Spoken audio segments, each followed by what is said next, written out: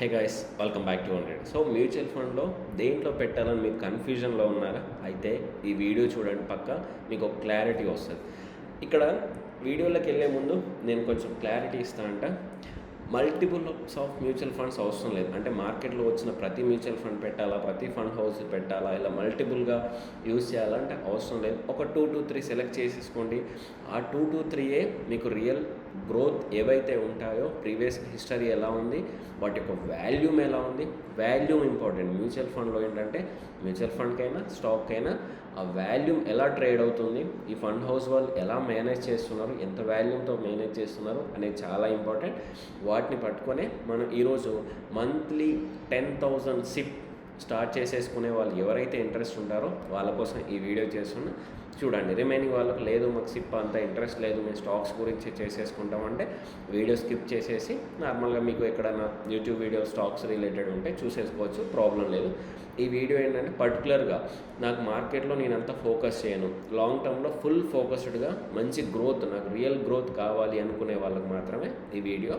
ఇంకొకటి పాయింట్ ఏంటంటే, I'm not recommended any mutual fund or stock to buy or sell. Completely it's and educational purpose only.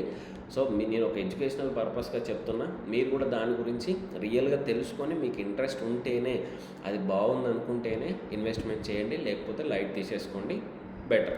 Okay, let's build wealth together. So ప్రీవియస్గా నేను tax saving కోసం కొన్ని mutual funds ఇప్పుడు పెట్టే దీంట్లో ఒకటి ఏంటంటే ఒక మ్యూచువల్ ఫండ్ కాకుండా రిమైనింగ్ రెండింటిలో నాకు కొత్త కంపెనీలో ట్యాక్స్ గురించి అంత అవసరం లేదు. పిఎఫ్ఏ ట్యాక్స్ బ్యాలెన్స్ చేస్తుంది కాబట్టి ట్యాక్స్ సేవర్ ఏదైతే ఉందో దాన్ని స్టాప్ చేసేసి మ్యూచువల్ ఫండ్స్లోకి మూవ్ చేద్దామని అనుకుంటున్నాను. ఎందుకంటే స్టాక్స్ ఒక్కడే కాదు, డైవర్సిఫైడ్గా పోర్ట్ఫోలియో ఉండాలి. ఒకటి పోయినా ఒకటి బ్యాలెన్స్డ్గా ఉండే విధంగా బ్యాలెన్స్ చేసుకోవాలి.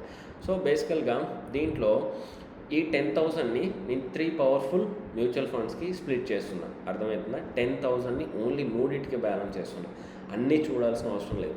ఈ 3 మనకు mid and small caps cover అవుతాయి, లార్జ్ క్యాప్ కవర్ అవుతాయి, ఫ్లెక్సీ క్యాప్ మీన్స్ గ్లోబల్గా ఉండే స్టాక్స్ కూడా కవర్ అవుతాయి. ఇలాంటి స్టాక్స్ని, ఇలాంటి మ్యూచువల్ ఫండ్స్ని నేను సెలెక్ట్ చేసేసుకున్నా.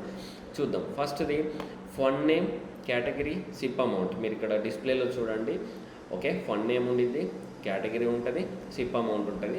సో ఫస్ట్ది Parag Parikh flexi cap. So బేసికల్గా వీటి గురించి మనం మాట్లాడదాం.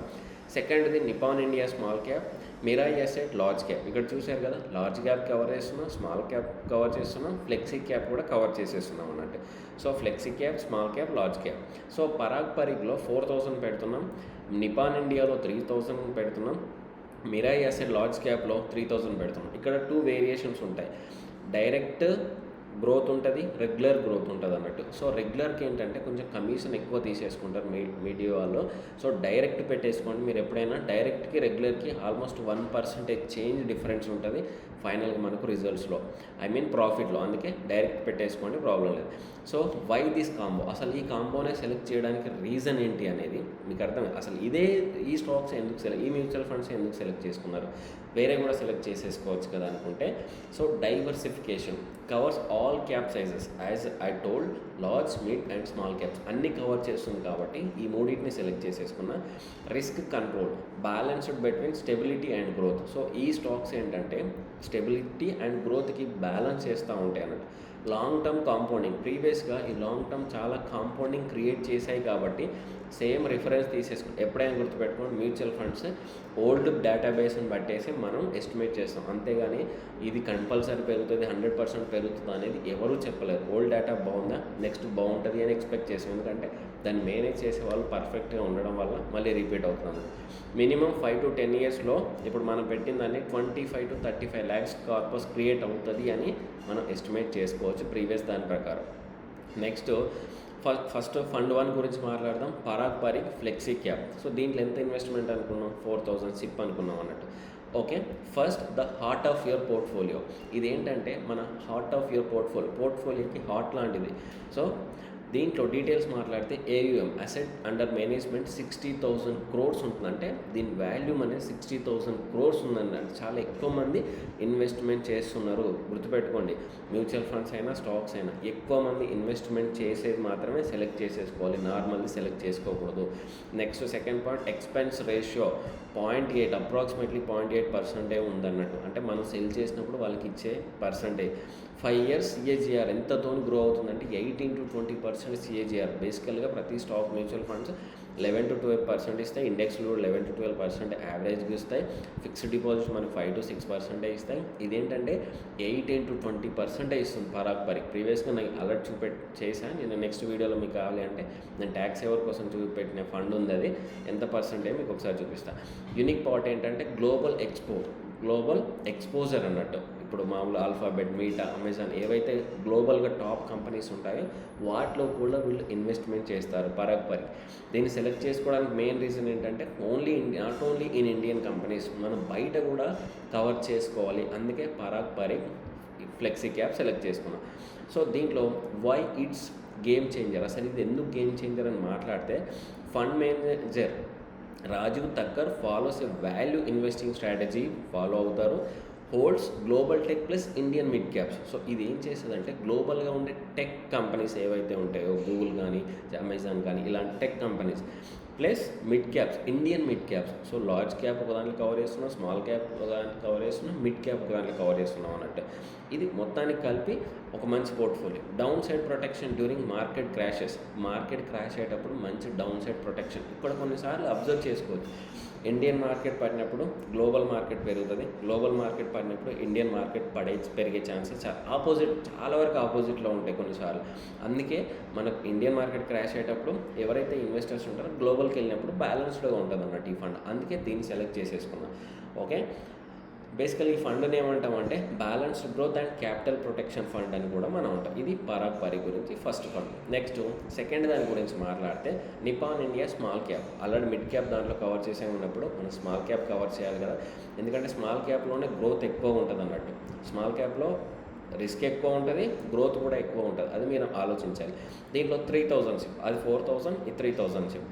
సో ఇది నిపాన్ ఇండియా స్మాల్ క్యాప్ వాళ్ళు ఏంటంటే your rocket for long term returns. Long term రిటర్న్స్లో మంచిగా ఎక్కువ రిటర్న్స్ వస్తాయి అనేది మాట్లాడదు. సో దీన్ని అండ్ అసెట్ అండర్ మేనేజ్మెంట్ ఎంత ఉందంటే 45,000 crores ఉంది. అది 60,000 ఉంది, ఇది కూడా 45,000 crores ఉంది. అంటే ఎక్కువ ఇన్వెస్ట్మెంట్స్ ఉన్నాయి, బెటర్. మనకు రిస్క్ అనేది అంటే ఫండ్ ఎగిరిపోతుంది, ఫండ్ మేనేజ్ చేయలేరు అనేది కాకుండా 45,000 ఏయుఎం ఉండడం వల్ల ఓకే, ఫండ్ మేనేజ్ చేసుకునే వాళ్ళు చాలామంది. ఎక్స్పెన్సివ్ రేషియో దానికంటే 0.1% తక్కువ, అంటే 0.7% ఎక్స్పెన్సివ్ రేషియో ఉంది.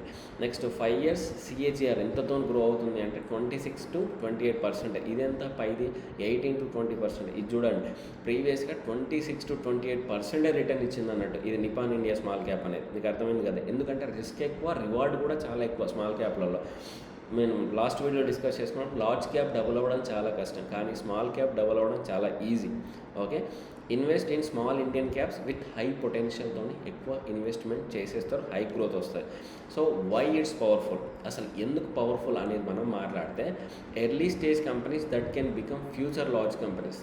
క్యాప్స్ అన్నట్టు నేను చెప్పాను కదా, స్మాల్ క్యాప్స్, మిడ్ క్యాప్స్ అనేవి ఫ్యూచర్లో లార్జ్ క్యాప్ అయ్యే ఛాన్సెస్ ఎక్కువ ఉంటాయి. ఆల్రెడీ లార్జ్ క్యాప్ ఉంది, లార్జ్ క్యాప్గానే ఉంటుంది, కానీ small and mid caps large cap అవ్వడానికి ఈజీగా ఉంటుంది. అక్కడ లార్జ్ క్యాప్ అవుతుంది అంటే మనకు గ్రోత్ ఎక్కువగా వస్తుంది అన్నట్టు. Great for wealth creation if you stay for 7 to 10 years. 7 to 10 years వరకు ఉంటే మంచి వెల్త్ క్రియేట్ అవుతుందని మాట్లాడుకోవచ్చు. Managed by Dhrumil Shah, known for consistency. Okay, కన్సిస్టెన్సీకి ఆయన మారిపోయారు అంటారు.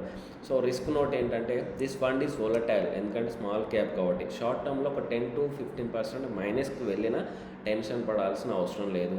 ఆ టైంలో కూడా మళ్ళీ మనం ఎక్కువ ఇన్వెస్ట్మెంట్ చేసేసుకోవాలి. మైనస్కి వెళ్ళినప్పుడు ఎక్కువ ఇన్వెస్ట్మెంట్ చేసుకోవడం వల్ల అది ఎక్కువ రివార్డ్స్ ఇస్తుంది మనకి, అది గుర్తుపెట్టుకోవాలి.